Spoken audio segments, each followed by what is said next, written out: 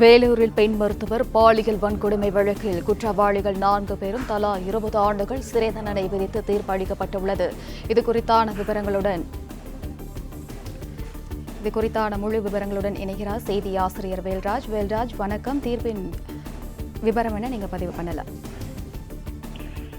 கடந்த 2022ஆம் ஆண்டு மார்ச் மாதம் 16ஆம் தேதி காட்பாடி பகுதியில் உள்ள திரையரங்கில் ஒன்று படம் பார்த்துவிட்டு ஆண் நண்பருடன் வெளியே வந்த வேலூரில் உள்ள பிரபல மருத்துவமனையில் மருத்துவராக பணிபுரிந்த பீகார் மாநிலத்தைச் சேர்ந்த ஒரு பெண் மருத்துவரை ஆட்டோவில், அதாவது படம் பார்த்து முடித்துவிட்டு தனது இருப்பிடத்துக்கு செல்வதற்காக ஆட்டோ ஒன்றில் ஏறி இருக்கிறார். அந்த ஆட்டோவில் ஏறிய போது ஆட்டோ அவர் சொன்ன இடத்திற்கு செல்லாமல் அவரை பாலாற்று பகுதிக்கு கடத்தி சென்று 5 இளைஞர்கள் பாலியல் வன்கொடுமையில் ஈடுபட்டனர். இந்த சம்பவம் தொடர்பாக ஆட்டோ ஓட்டுநர் பார்த்திபன், பரத் என்கிற பரா, மணிகண்டன் என்கிற மணி, சந்தோஷ் என்கிற மண்டை ஆகிய 4 பேர் கைது செய்யப்பட்டனர். இது தொடர்பான வழக்கு நடந்து வந்த வேலூர் மகளிர் நீதிமன்றத்தில் நடந்து வந்தது.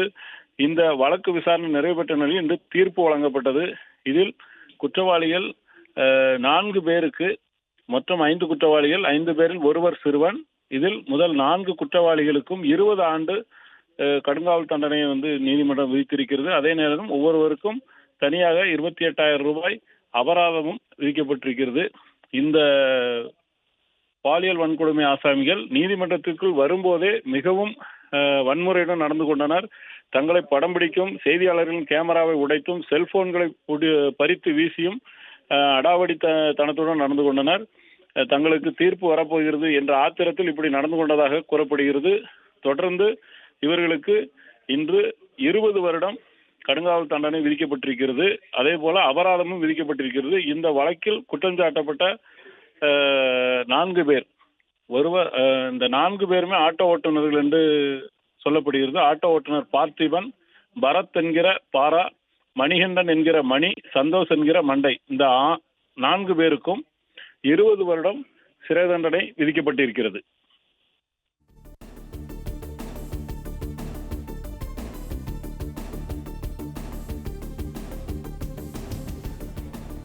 விவரங்களை வழங்கிய செய்தி ஆசிரியருக்கு நன்றி.